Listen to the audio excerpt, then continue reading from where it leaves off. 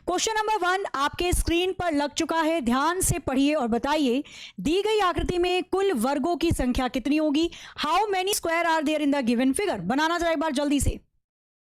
हाँ, ले सकते हो ग्रुप डी के लिए भी। इस बार वैसे ग्रुप डी में इतने नॉन वर्बल चित्र वाले क्वेश्चन नहीं पूछे थे, पिछली बार तो बहुत पूछे थे उन्होंने चित्र वाले। तो ग्रुप डी के लिए अगर 2-4 चित्र वाले क्वेश्चन पूछेगा, 30 क्वेश्चन आते हैं तो डेफिनेटली फंसेंगे। बाकी यूपी कांस्टेबल यूपीएसआई में तो जैसे पूछता है वही तर्ज पे मैं आज का सेशन लाई हूं। तो फटाफट से पढ़ के मुझे बता दो आकृति में कितने वर्ग हैं। वर्ग यानी कि स्क्वायर। स्क्वायर वर्ग जिसकी चारों भुजाएं बराबर होती हैं, जिसकी चारों भुजाएं बराबर है। पहले छोटे छोटे वर्ग गिन लेते हैं।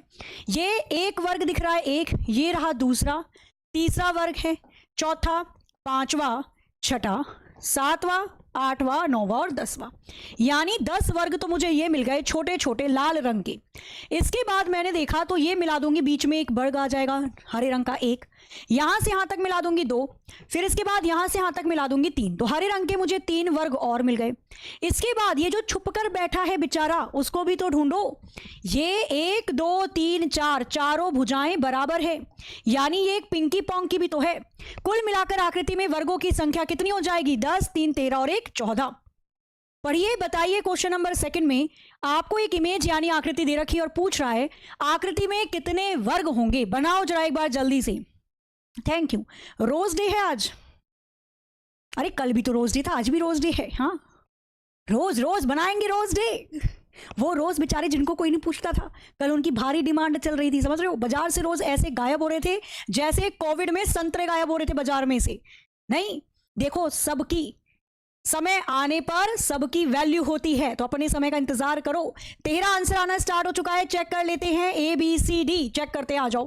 कितने वर्ग होंगे? तो ये रहा 1 2 3 वर्ग यहां पर हैं, 1 2 3 यहां, 1 2 3 यहां, 1 2 3 यहां, 3 चौके 12 वर्ग तो ये हो गए। इन सभी को आपस में प्लस करके जोड़ोगे तो एक ये, कुल मिलाकर 13 वर्ग होंगे, ना इससे कम ना ज्यादा। 13 इसका सही आंसर। ये 14 कैसे आ रहे हैं?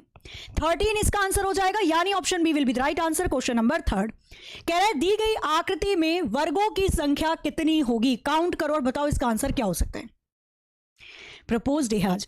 हाँ, तो प्रपोज करो आप लोग अपनी अपनी वर्दियों को। ए वर्दी, मैं तुझे प्रपोज करता हूं, क्या मेरा साथ निभाएगी? है ना। तो कोई चीज अगर मेहनत से आप अचीव करते हो ना, वो हमेशा आपका साथ निभाती है, क्योंकि उसने देखा है आपकी मेहनत। वर्दी को पता होगा मुझे पाने के लिए कितनी रातें बिना सोए गुजारी हैं इसने, कितने नाते रिश्तेदारों के ताने सहे हैं इसने, कितने रिश्तेदारों से रिश्ते तोड़ने पड़े तब जाकर इसने मुझे पाया। बस इसलिए वो धोखा नहीं देगी। आ जाओ। टोटल वर्गों की संख्या कितनी है? सबसे पहले बेसिक फिगर पकड़ते हैं। तो ये बेसिक फिगर दिखाई दे रही है, आ जाओ। कितने हिस्से में से बांटा हुआ है सबसे पहले उसे देख लेना। कॉलम की संख्या तो 1 2 3 4 बड़ी वाली संख्या उठा लो। रो की संख्या 1 2 3 4 बड़ी वाली संख्या उठा लो, गुणा 4 चौके 16 आ जाएगा। 4 से 1 कम 3, 4 से 1 कम 3 तिया 9, 3 से 1 कम 2, 3 से 1 कम 2 दूनी 4, 1 कम 1। सबको जोड़ लो, कितना आ जाएगा? 16 4 20 और 10 30। इसके बाद जब हमने देखा और भी वर्ग, तो मुझे ये भी एक बेसिक फिगर दिखाई दी, है ना। एक स्क्वायर ये बन गया, दूसरा वर्ग यहां पे है, तीसरा इधर है, चौथा इधर है, और एक इन सब को मिलाकर बनाओगे तो 5वां वर्ग ये हो जाएगा। कुल मिलाकर आकृति में 35 वर्ग होंगे। ऑप्शन सी करेक्ट है। जरूरी नहीं उसने 38 सबसे बड़ी वैल्यू लिखी है तो 38 होंगे, जितने हैं उतने ही गिनने हैं। आगे आओ। आकृति में त्रिभुज की संख्या कितनी है? How many triangle. दी गई आकृति में त्रिभुज कितने दिखाई दे रहे हैं? बनाना जरा एक बार फटाफट से बताओ इसका आंसर क्या होगा। टैडी पढ़ लो बेटा, पढ़ लो। खुद के लिए कभी नहीं खरीदे होंगे आपने ये टैडी, हैं? जितनी चॉकलेट, जितनी महंगी चॉकलेट खरीद के आप दे देते हो, क्या खुद के लिए कभी खरीद के खाई है? पढ़ लो, पढ़ने पर ध्यान दो। सामने वैसे भी आजकल बहुत बाजार में गैमोफोबिया फैला हुआ है, शादी का डर। आपको बस डायरेक्ट प्रश्न का उत्तर देना है, देखते के साथ ही आकृति में कितने त्रिभुज दिखाई दे रहे हैं। तो बेसिक फिगर पकड़ लेते हैं। तो ये रहा मेरे पास बॉक्स। त्रिभुज बोला है, ट्राइंगल। ट्राइंगल में कैसे काउंट करते हैं? तो बेसिक फिगर सबसे बड़ी वाली संख्या उठा लो, 4 4 दूनी 8 त्रिभुज यहां पर आ जाएंगे। इसके बाद देखोगे 1 2 इन दोनों को मिलाओगे 3 त्रिभुज यहां पे आ गए। 1 2 3 त्रिभुज इधर, इसी तरीके से 3 त्रिभुज ऊपर और 3 त्रिभुज ऊपर की तरफ बाईं ओर। 3 चौके 12 और मिल गए। 12 और 8 20। आकृति में टोटल त्रिभुज कितने होंगे? 20। इसके अलावा क्या और कोई 3 लाइनें 3 एंगल के साथ दिख रही हैं? नहीं। तो फिर कैसे बन पाएंगी? नहीं बनेंगी अगर नहीं दिख रही हैं तो। बनाइए फटाफट से, बताइए। क्वेश्चन नंबर 5 आपके स्क्रीन पर ये रहा। आकृति में त्रिभुज कितने हैं? त्रिभुज ही नहीं, यानी आकृति की गणना ही नहीं। आज के सेशन में टोटल आपके चित्र पर आधारित प्रश्न है। इसके बाद आपकी दर्पण प्रतिबिंब यानी कि मिरर इमेज, जल प्रतिबिंब वाटर इमेज आएगा, आकृति की श्रृंखला आएगा, छिपी हुई आकृति को देखना है, पेपर फोल्डिंग कटिंग, पेपर को मोड़कर काटने पर कैसी आकृति बनती है वो भी देखेंगे। ठीक है। सबसे पहले जब भी आप किसी भी आकृति को गिन रहे हैं, सबसे पहला काम आपका होगा उसकी बेसिक आकृति को पकड़ लें। तो ये बेसिक दिखाई दे रहा है 1 2 3। कैसे गिनते हैं? सारी संख्या जोड़ दीजिए, 3 2 5 और 1 6 त्रिभुज इधर बन जाएगा। सेम टू सेम डायग्राम नीचे तो 6 त्रिभुज इधर, सेम टू सेम डायग्राम ऊपर तो 6 त्रिभुज ऊपर।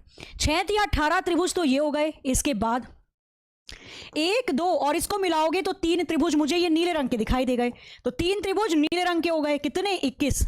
इसके बाद सबको मिला दो, एक बड़े वाला त्रिभुज बन जाएगा ऑरेंज कलर का। आकृति में टोटल त्रिभुज की संख्या 22 होगी। क्या इसके अलावा दिख रहे हैं? 3 लाइनें मिली हुई 3 एंगल बनाती हुई? नहीं है, 22 इसका उत्तर हो जाएगा। क्वेश्चन नंबर 6 आपके स्क्रीन पर ये रहा। पढ़िए और बताइए, दी गई आकृति में कुल त्रिभुज की संख्या कितनी होगी? 7 है, 9, 11, 5। चारों में से कौन सा विकल्प आपको लगता है बिल्कुल सही होगा? करना जरा एक बार जल्दी से बनाइए और बताइए इसका आंसर आपको क्या लगता है होगा। 7 आना स्टार्ट हो चुका है। पहले बेसिक फिगर पकड़ लेते हैं। हमने देखा ये छोटा वाला त्रिभुज 1, ये बड़े वाला 2, 3 नीचे 4 5 6 और ये सबसे बड़े वाला 7। इसके अलावा तो कोई त्रिभुज दिख ही नहीं रहा। तो छोटे गिन लिए, फिर सबको मिलाकर गिन लिया। आकृति में कुल त्रिभुज की संख्या 7 ही आएगी, जो आपको ऑप्शन ए में दे रखी थी। क्वेश्चन नंबर 7 आपके स्क्रीन पर ये रहा। पढ़िए और बताइए, देखते के साथ ही आंखों ही आंखों में भस्म करके, दी गई आकृति में त्रिभुज की संख्या कितनी है? How many triangle are there in the given figure? देखो और बताओ इसका आंसर क्या हो सकता है। आकृति में टोटल त्रिभुज कितने दिखाई दे रहे हैं? क्या इसमें 20 त्रिभुज है, 24 है, 28 है या 32 है? चारों में से कौन सा विकल्प सही नजर आ रहा है? 28 आना स्टार्ट भी हो चुका है, चेक कर लेते हैं।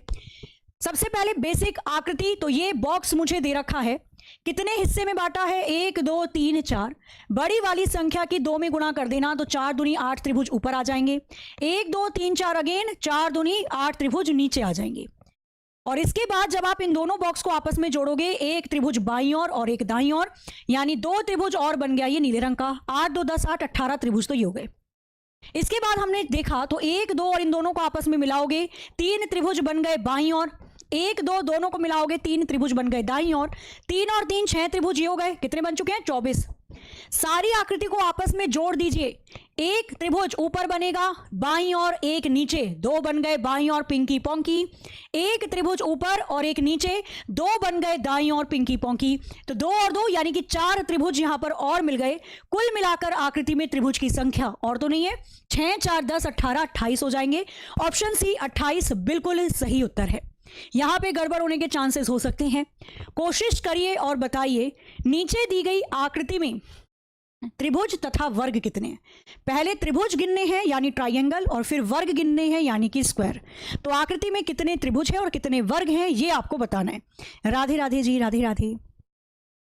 चलो, आकृति में कितने त्रिभुज और वर्ग आपको दिखाई दे रहे हैं? 28 त्रिभुज है, 5 वर्ग।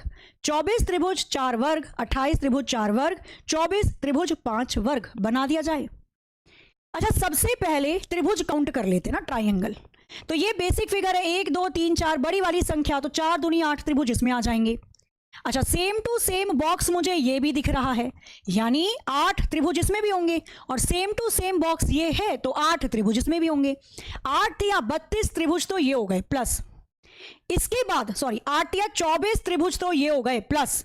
इसके बाद जब आपने सारी आकृति को आपस में चिपकाकर काउंट किया तो एक त्रिभुज बना ऊपर की तरफ और एक नीचे, 2 त्रिभुज यहां पर आ गए इन दोनों बॉक्स को जोड़ के। एक त्रिभुज ऊपर की तरफ बना और एक नीचे, 2 त्रिभुज यहां पर आ गए पीछे वाले 2 बॉक्स को जोड़ के। तो 2 और 2 4 त्रिभुज और मिल गए। इसके अलावा तो नहीं बन पाएगा, यानी 24 और 4 28 तो त्रिभुज हैं। 28 त्रिभुज है, या तो ऑप्शन सी हो सकता है या तो ए हो सकता है। ये भी गया, ये भी गया। अब वर्ग काउंट कर लेते हैं। वर्ग यानी कि स्क्वायर को गिन लेते हैं। त्रिभुज तो गिन लिया हमने। वर्ग देखो, 1 ये रहा स्क्वायर, 2 3 इसके बाद हमने देखा 4, 5, यानी आकृति में वर्ग की संख्या 5 आ जाएगी। तो बस 5 वर्ग होंगे और 28 त्रिभुज होंगे। ऑप्शन ए इसका आंसर है। चलते आगे, नेक्स्ट आ जाओ। आकृति में, दी गई आकृति के अंदर कुल वर्गों की संख्या कितनी है? तो पहले बेसिक फिगर पकड़ लेना, फिर छोटी छोटी आकृति को और काउंट करके बताना है कि इमेज के अंदर टोटल वर्ग कितने दिखाई देंगे।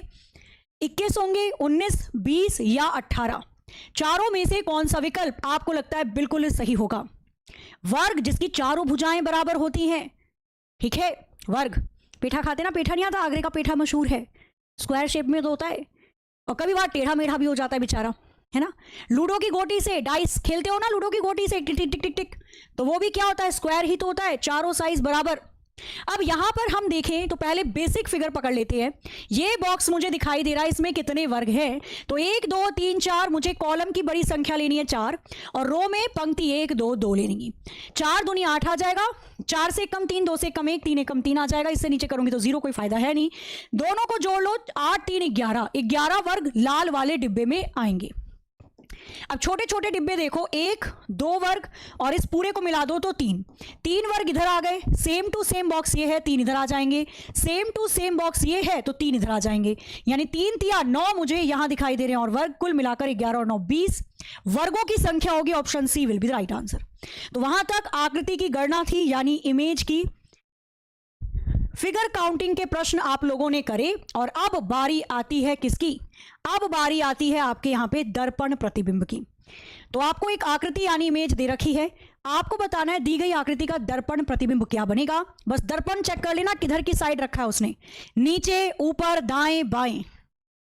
दर्पण प्रतिबिंब, जो आकृति दर्पण के ऊपर जितना करीब है नीचे भी उतना ही करीब दिखाई देगी।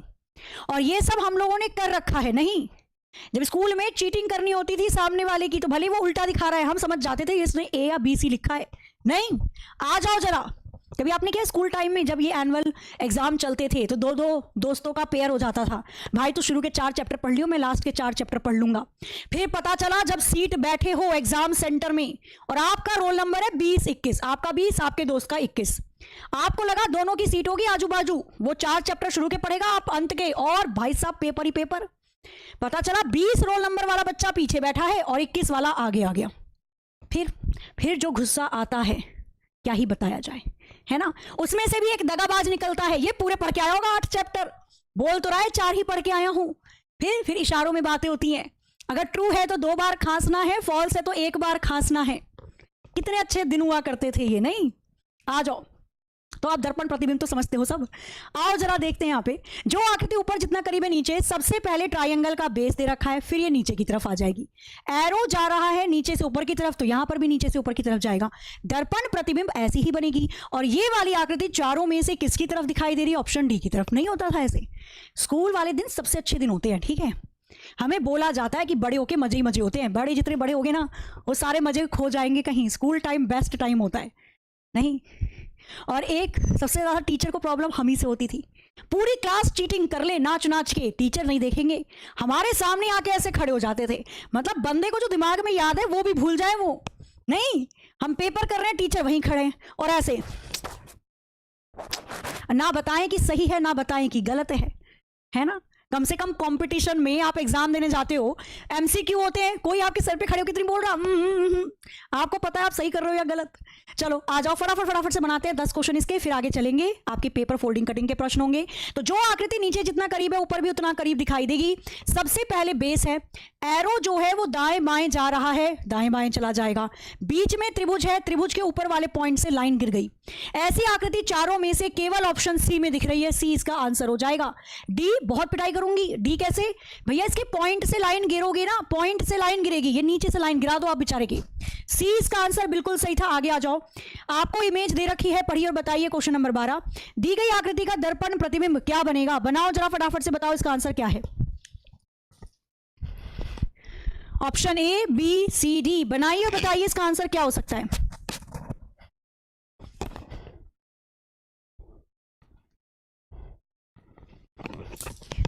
जो आकृति नीचे जितना करीब है ऊपर भी उतना ही करीब होगी, बस ये कॉन्सेप्ट ध्यान रखना, कभी गड़बड़ नहीं होगी। अब देखो, एक ही तरफ बिंदु है ना, यानी मुझे एक ही तरफ ही बिंदु बनाना पड़ेगा, ठीक है। फिर यहां से एक बॉक्स बना रखा है इसने, ओके, बॉक्स को काटा भी बिंदु की तरफ से ही है तो काट दिया। इसके बाद आपने देखा ए के नीचे वाले साइड पे और बी के पास एक सर्किल है, तो बी के पास एक आधा सर्किल और एक ऊपर बना दो, यानी दी गई आकृति का दर्पण प्रतिबिंब चारों में से केवल ऑप्शन बी बनेगा, और तो कोई दिख भी नहीं रहा था। ठीक है, बी इसका आंसर बिल्कुल सही हो जाएगा। बताओ फटाफट से क्वेश्चन नंबर 13, दी गई आकृति का दर्पण प्रतिबिंब क्या है। अब बस देखो कितनी जल्दी आपकी आंखें इसका उत्तर बता पा रही हैं। ABCD आपको एक इमेज दे रखी है और बताना है फटाफट से क्वेश्चन नंबर 13 के लिए कि दी गई आकृति का दर्पण प्रतिबिंब क्या होगा। दर्पण ऊपर लगाया है, बस ध्यान रखना जो आकृति नीचे जितना करीब है ऊपर इतना करीब होगी। कैसे?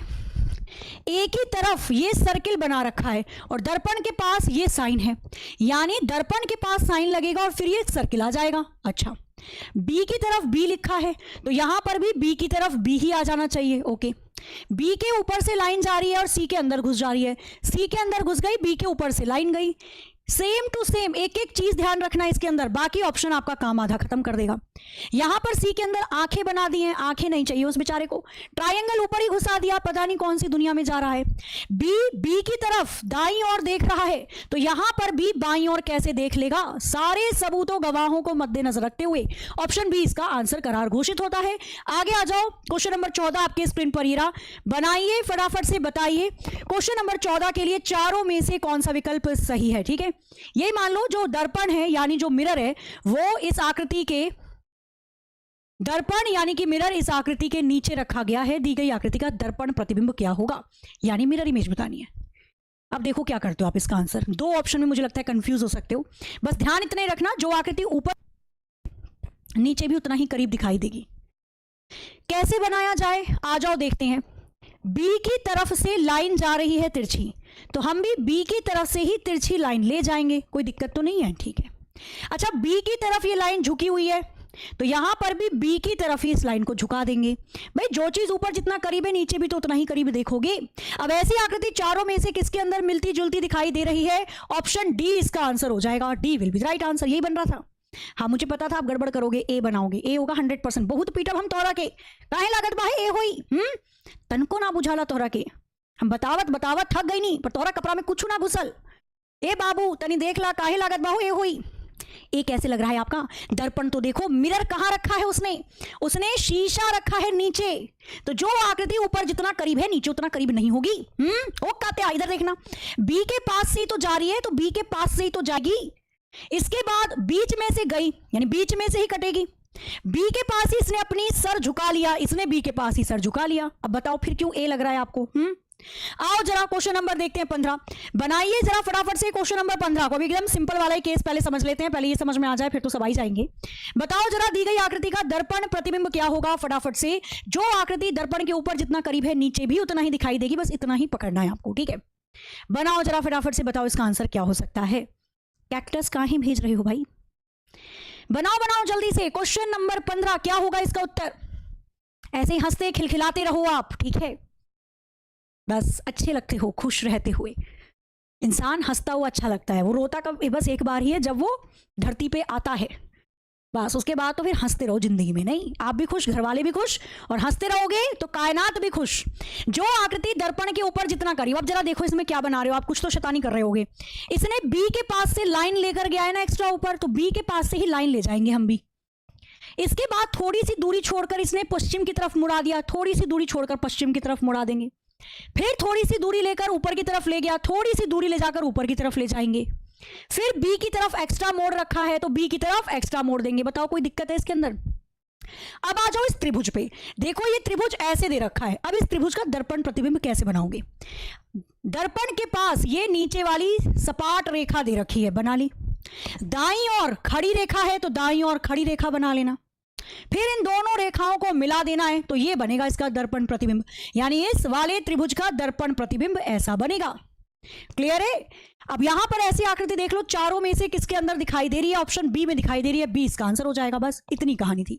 और अगर आप चाहते हो मैं इसमें आपको ट्रिक बताऊं तो आ जाओ, मैं आपको ट्रिक भी बता देती हूं।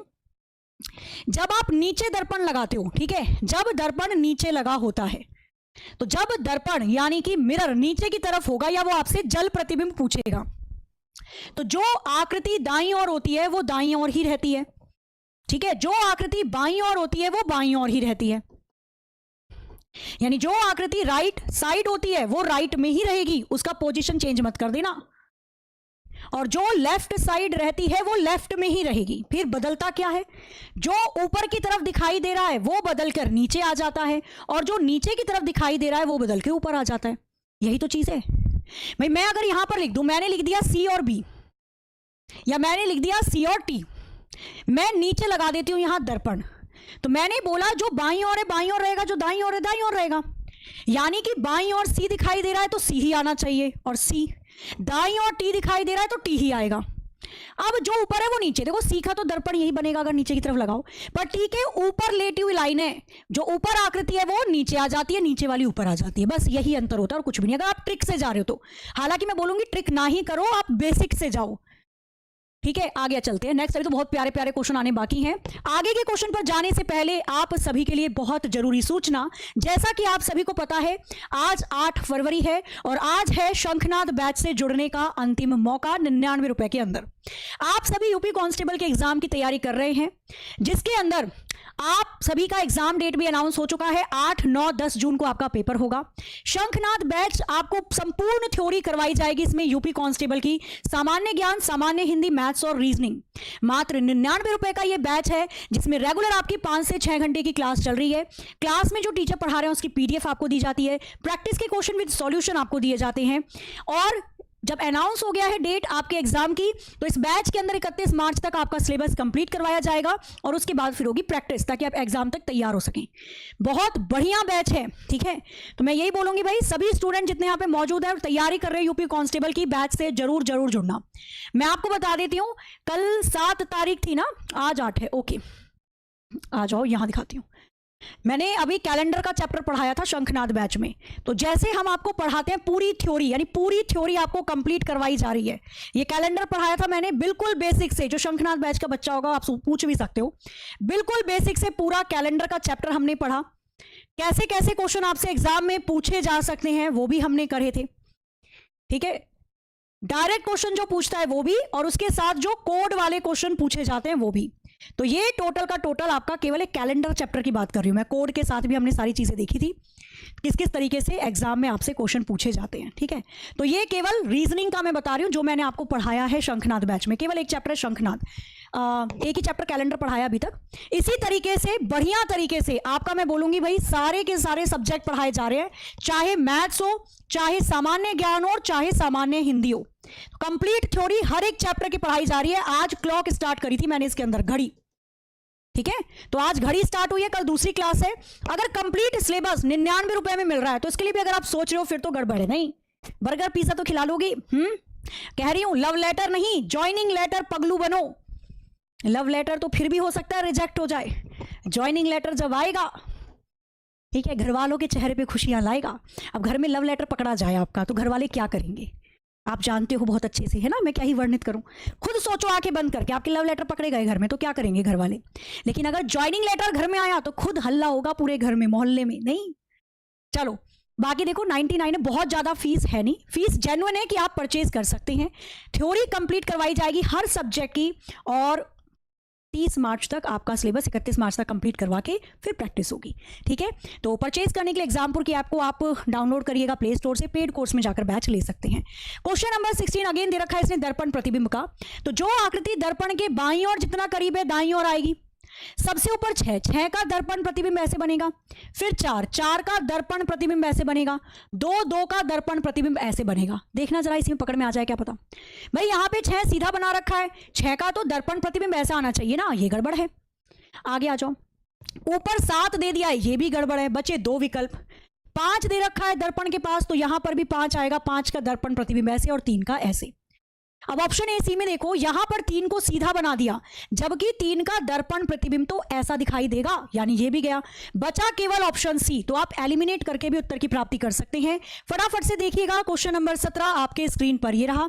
चारों में से कौन सी आकृति दी गई आकृति की दर्पण प्रतिबिंब दिखाई देगी? बनाओ जरा, फटाफट से बताओ, चारों में से कौन सा विकल्प सही है? दिख रहा है या दूसरे कलर से बना दूं मैं दर्पण? ये रहा दर्पण, दी गई आकृति का दर्पण प्रतिबिंब, और दर्पण लगा दिया है आकृति के बाईं ओर यानी लेफ्ट साइड, चारों में से कौन सा विकल्प सही है?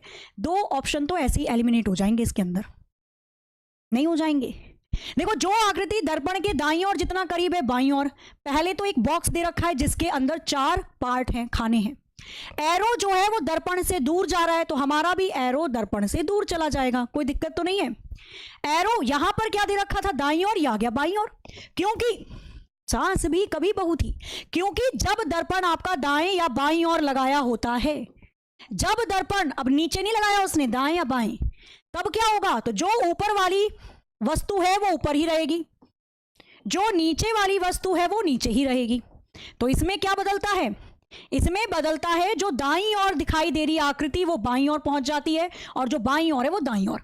मैंने लिख दिया सीटी और यहां पर लगा दिया दर्पण, तो जो आकृति दाईं ओर है वो बाईं ओर पहुंच जाएगी, और जो बाईं ओर है वो दाईं ओर पहुंच जाएगी। कुल मिलाकर ये बन जाएगा टी और सी। बस दर्पण भी ध्यान रखना उसी तरीके से लगना चाहिए। दर्पण से पास टी है तो यहां पर भी टी आएगा, टी का दर्पण प्रतिबिंब टी होता है।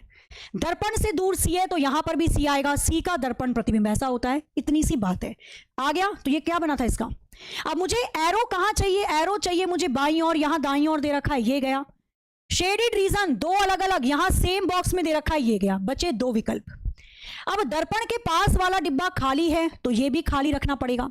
दर्पण के दूर वाला डिब्बा शेडेड रीजन पे है तो दूर वाला डिब्बा हमें शेडेड रीजन पे रखना पड़ेगा। तो ऊपर बायां वाला भरा होगा, दायां खाली, ऊपर बायां वाला भरा हुआ होना चाहिए और दायां वाला खाली। बिल्कुल सही है, ऑप्शन डी गया। बताओ, कुछ गड़बड़ हुई किसी को तो बता देना, बी इसका करेक्ट आंसर होगा, डी नहीं होगा। यही तो चैप्टर होते हैं जो छोटे छोटे होते हैं और इसे कई बार आप छोड़ देते हो, आपको लगता है इतना आसान पढ़ूंगा मैं। बच्चा वही क्वेश्चन एग्जामिनर देता है जिसमें आपको कंफ्यूजन होती है। भाई ये बॉक्स है, ठीक है, इसने यहां शेड दे रखा है और यहां शेड दे रखा है। जब मैं आपसे इसका दर्पण प्रतिबिंब पूछूं तो सेम बॉक्स बना दोगे। अब ध्यान से देखना जरा, जो आकृति दर्पण के दाईं ओर जितना करीब है बाईं ओर, तो भैया ये वाला बॉक्स खाली है तो ये वाला भी खाली रखना पड़ेगा। बाद में गाइस शेडेड रीजन है, शेड कर देना। नीचे दर्पण के पास वाले डिब्बे में शेड है तो दर्पण के पास वाले डिब्बे में शेड कर देना। दूर वाला खाली है तो दूर वाला खाली रख देना। अब इसके बाद एरो पीछे निकाल रखा था तो यहां पर भी पीछे निकल जाएगा। ऐसी आकृति हुबहू केवल बी में है ना। तो वही छोटी छोटी चीजें हैं जिससे आप परेशान होते हो और एग्जामिनर चाहता है कि आप हो जाओ परेशान। आ जाओ जरा, क्वेश्चन नंबर 18 बनाओ। इसके बाद मेरे को लग रहा है पेपर फोल्डिंग कटिंग स्टार्ट हो जाएगा। पहले इसको बना लेना। बड़ी प्यारी सी खूबसूरत सी आकृति दे रखी है और बनाइए बताइए दी गई आकृति का चारों में से कौन सा दर्पण प्रतिबिंब होगा। बनाओ जरा फटाफट से, बताओ इसका आंसर क्या हो सकता है। सी आंसर आना स्टार्ट हो चुका है, ए भी आंसर आना स्टार्ट हो चुका है। चलो चेक कर लेते हैं। हमें पहले बेसिक लाइन खींचनी है। टोटल कितनी 6 लाइनें इसने खींच रखी हैं, है ना। चलो बनाते हैं एक बार। हम पहले लाइन खींच लेते हैं, 1 2 3 4 लाइनें खींच ली मैंने 8 बराबर हिस्से में। अब जो चीज दर्पण के बाईं ओर जितना करीब है दाईं ओर, तो भैया सबसे पहले तो मुझे ये सीधी लाइन दिख रही है तो मैंने लाइन बना ली। इसके बाद मुझे ये जो झंडा है वो एम की तरफ मुड़ा हुआ दिख रहा है तो यहां पर एम की तरफ ही मुझे झंडा मुड़ा हुआ दिखाई देना चाहिए। झंडा इसके विपरीत दिशा में उल्टा दिख रहा है तो ये उल्टा बन जाएगा ऐसे। झंडा आना चाहिए बाईं तरफ, ये दाईं तरफ दे रखा है, ये गया। ये भी दाईं तरफ दे रखा है, ये गया। बचे 2 विकल्प मेरे पास, आगे आ जाओ। इसके बाद क्या चाहिए, एरो दे रखा है तो यहां एरो। ये 2 लाइनें दे रखी हैं, 2 लाइन। सर्किल दे रखा है, सर्किल एच, या फिर कह सकते हो 2 लाइन दे रखी है लंबी और यहां एरो दे रखा है। अब पकड़ लो इसमें से कहां पर आएगा। अब मैं बी और सी को अगर देखूंगी तो मुझे झंडे के बाईं ओर मिलना चाहिए सीधी रेखा एरो। झंडे के बाईं ओर ये वाला एरो कहां से आ गया और ये भी एरो आ गया। भैया 2 एरो थोड़ी चिपके हुए हैं, यहां पे है सीधी रेखा और एरो। 100% सी आंसर होगा, ठीक है। और एक बार बारीकी से पकड़ लो, उसके बाद तो फिर आप देखते ही भस्म कर दोगे क्वेश्चन को। अब आ जाता है आपके सामने एक बहुत ही प्यारा सा प्रश्न। पढ़िए और बताइए, दी गई आकृति का या दी गई आकृति पेपर है ये, कागज को मोड़ के काटा गया कुछ इस प्रकार से कि खोलने पर चारों में से कौन सी आकृति दिखाई देगी। बनाओ जरा एक बार जल्दी से। ग्रीटिंग कार्ड आपने बनाए हैं, देखो ग्रीटिंग कार्ड हो या फिर जैसे नहीं अपना जब कॉपी किताब हम लगाते थे तो नहीं पेपर बिछाते थे पहले, फिर कॉपी किताब लगाया जाता था, तो कटिंग करते थे ना पेपर की, पेपर को काटते छांटते थे। तो इसी तरीके से उसने क्या करा, मोड़ा और पेपर को काट दिया। अब इसके अंदर आपको इमेजिनेशन चाहिए जो कि आपके अंदर भर भर के पड़ी हुई है, पर आप उसका इस्तेमाल सही जगह करते नहीं हो। अब देखो इमेजिनेशन जो आपने अभी दर्पण प्रतिबिंब पढ़े ना वही लगेगा इसके अंदर। जब आप किसी कागज को खोलेंगे तो दाएं बाएं भी दर्पण प्रतिबिंब बनेगा, ऊपर नीचे भी दर्पण प्रतिबिंब, दाएं बाएं भी दर्पण प्रतिबिंब, ऊपर नीचे भी दर्पण प्रतिबिंब, केवल वही लगता है। जब मैं इस कागज को खोलूंगी बाईं ओर तो जो आकृति दाईं ओर जितना करीब है बाईं ओर भी उतना करीब आ जाएगी। एक सर्किल चिपका कर दे रखा है, चिपका कर आ जाएगा, एक सर्किल थोड़ा दूर है, दूर आ जाएगा, बन गई ऐसी आकृति। अब जब मैं इस आकृति को नीचे से ऊपर की तरफ खोलूंगी तो भाई जो आकृति नीचे जितना करीब है ऊपर भी उतना ही करीब दिखाई देगी। दो सर्किल नीचे चिपक कर है तो ऊपर भी चिपक कर आ जाएंगे, दो सर्किल कोने में है तो कोने में आ जाएंगे। यानी जब मैं इस कागज के टुकड़े को खोलूंगी तो मुझे ये चारों में से बी की तरह दिखाई देगा, बी इसका आंसर है। यही तो इमेजिनेशन देखनी है। हाँ सी बना दो। सी कैसे बन रहा है, ये देखो सी बना रहे हैं, बहुत पिटाई करूंगी मैं। सी तो कहीं से भी नहीं लग रहा। ये मगरमच्छ छोड़ दो उसके पीछे, जिसने सी आंसर बताया छोड़ो उसके पीछे मगरमच्छ को। एक बात बताओ, मगरमच्छ नहीं मगरमच्छ ही छोड़ना। यहां पर देखो तो भैया 4 गोले दे दिए, ये नीचे ये भी तो गोला दे रखा था इसने कोने में, यहां कोने वाला गोला कहां ले गया आप? डी बोलते तो भी मैं सोचती, सी तो बिल्कुल नहीं है, बी होगा इसका आंसर। बी फॉर बनेंगे हम बाबू, सरकारी बाबू। आ जाओ जरा, एक और क्वेश्चन है बढ़िया सा, बनाइए और बताइए चारों में से कौन सा विकल्प सही होगा। बहुत अच्छा क्वेश्चन है, कोशिश करो, इमेजिनेशन करना है बस, ठीक है। बस इतने भी मगरमच्छी मत छोड़ो। कह रहा है एक कागज का टुकड़ा लिया। अब इमेजिन करो इस कागज को जब मोड़ेंगे तो कितने हिस्से पे कटिंग आएगी। कागज का टुकड़ा लिया, गोल हल्का हल्का सा मोड़ा, खोलने पर कौन सी आकृति बनेगी? दाएं बाएं दर्पण प्रतिबिंब, ऊपर नीचे दर्पण प्रतिबिंब। अब थोड़ा ध्यान से सुनना, कोई बात नहीं, गलत होगा तो कोई नहीं, 1-2 मगरमच्छ आएंगे, बाकी तो आप इसका आंसर बनाना स्टार्ट कर देंगे। यहां पर देखो ये जो पेपर को मोड़ा गया है ना, ये वाला हिस्सा कट कर रखा है, ये इतना हिस्सा कट करके दिखाया हुआ है। बीच में एक ऐसी शेप काटी है और 2 तरफ ऐसी शेप काटी है, ऐसे काटा है ना। अब जरा ध्यान से समझना, जब मैं कागज का ये वाला हिस्सा मोड़ रही हूं तो ये मुड़ने के बाद ऐसे ही तो मुड़ेगा भाई, इमेजिनेशन ही तो करनी है आपने। अब जब मैं इस कागज के हिस्से को खोलूंगी तो जो आकृति बाईं दाईं और जितना करीब है बाईं और आएगी। अब ये जब मैंने खोला तो इसका ये कोना कटा हुआ होगा, यानी खुलने के बाद यहां पर कटिंग दिखाई देगी। कुल मिलाकर ये आधा, इधर ऊपर पूरा का पूरा आयत, नीचे आयत, और जब मैंने पेपर को खोला तो थोड़ी सी कटिंग यहां पर भी आ गई। ऊपर कोई कटिंग करी नहीं उसने, तो ऊपर कटिंग बना मत देना। जब ऊपर कुछ काटा नहीं है तो काहे काटोगे भाई, केवल बीच वाला जो काटा है उसी को बनाना है।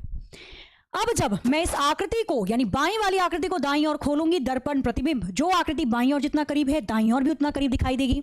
ये डायमंड बन जाएगा ऊपर, एक आयत ऊपर एक नीचे, और यहां पर भी आपको छोटी सी कटिंग दिखाई देगी। ऐसी आकृति चारों में से किसके अंतर्गत बनती हुई दिखाई दे रही है? केवल ए वाला आंसर है, ए इसका बिल्कुल सही उत्तर होगा। समझ में आ रहा है ना? चलो आओ, भी बहुत अच्छे अच्छे क्वेश्चन है पेपर फोल्डिंग कटिंग के, तो मैं बहुत बढ़िया क्वेश्चन लाई थी। एक बार इस वाले क्वेश्चन को और देखो और बनाओ। कागज है, बस ध्यान रखना कागज को मोड़ कैसे रहा है। अब मोड़ने के बाद जब खोलेगा तो कैसी आकृति आएगी ये बताना है फिर आपको। करो जल्दी से, बताओ क्या होगा इसका आंसर। मैम एक बार भोजपुरी में बोल दीजिए। भोजपुरी में बिल्कुल ही अंदर तक घुस के बैठ जाएगा ना आंसर। मॉर्निंग में क्लास सुबह होती है, देखो मैं आपको क्लास की टाइमिंग बताती हूँ। क्लास सुबह होती है 8 बजे आप लोगों की रीजनिंग की, ये होती है टॉपिक वाइज। जैसे कल मैं रैंकिंग वाला टॉपिक पढ़ाने वाली हूं, तो अगर आप रैंकिंग के क्वेश्चन करना चाहते हो सुबह 8 बजे जरूर आइएगा। उसके बाद 11 बजे आपकी क्लास होती है शंखनाद बैच के अंदर। किसमें? शंखनाद बैच में, जिसमें हम क्लॉक यानी कि घड़ी पढ़ रहे हैं। भाई 99 रुपए में पूरा कोर्स मिल रहा है, हिंदी भी मिल रही है, मैथ्स भी, रीजनिंग भी, जीके भी। और आज लास्ट डेट है, परचेज कर लेना ताकि बढ़िया से फिर जुड़ो और अच्छे से पढ़ो थ्योरी, ठीक है। और उसके बाद फिर आपकी शाम को क्लास हो जाती है 7 बजे, ये होती है आपकी सुपर 40 क्वेश्चन की यूपी कांस्टेबल। और रात 8 बजे क्लास होती है आपकी ग्रुप डी के लिए, ठीक है। चलो अब आ जाओ, इस क्वेश्चन को देख लेते हैं। जैसे पेपर को मोड़ा वैसे ही खोलना शुरू कर दीजिए। ये बीच में कट कर रखा है ना, एक सर्किल यहाँ पे, एक सर्किल यहाँ पे है। जब मैं इस वाले हिस्से को खोलूंगी तो एक सर्किल यहाँ आ जाएगा, नीचे वाले हिस्से को ऊपर खोलूंगी तो एक सर्किल यहाँ आ जाएगा। यानी मुझे ये 4 सर्किल मिल जाएंगे। ऐसा तो मुझे कहीं दिखाई नहीं दे रहा है। अब क्या करें? कोई बात नहीं, जब मैं इस आकृति को और खोलूंगी तो ऐसे ही मुझे 2 सर्किल यहाँ मिल जाएंगे और 2 सर्किल यहाँ मिल जाएंगे, ठीक है। तो जिस तरीके से 4 सर्किल वहां बने हैं, 4 सर्किल यहाँ, टोटल 8 गोले होंगे। अब यहाँ तो ऐसे मुझे गोलाई में गोले नहीं दिख रहे, ये केवल 4 ही गोले हैं, यहाँ 5 ही हैं। फिर भी लगभग अगर देखा जाए तो काटने पर, हालांकि इसने नीचे पहुंचा दिए, ये गंदा काम कर रहा है। यहां पर इसने ऊपर गोले बनाए थे, फिर यहां नीचे क्यों पहुंचाए? तो ऊपर क्यों नहीं हो तुम? चलो अब ऊपर नहीं पहुंचाए तो क्या ही कर सकते हैं हम, फिर हमें इससे मिलता जुलता ही पकड़ना है। तो 8 गोले गोलाई में केवल ऑप्शन डी में बन रहे हैं, क्या कर सकते हो? फिर कुछ नहीं कर सकते। क्वेश्चन नंबर 22 बनाइए। ये क्वेश्चन आसान है भैया, इस क्वेश्चन को गलत मत कर देना, ठीक है। पढ़ो जरा क्वेश्चन नंबर 22, बताओ चारों में से कौन सा विकल्प बिल्कुल सही होगा। उसने पेपर जो काटा उसमें गोले ऊपर थे और नीचे पहुंचा दिए उत्तर में। तो एग्जामिनर कभी ऐसा भी कर सकता है, उसका मन करेगा आपके साथ हंसी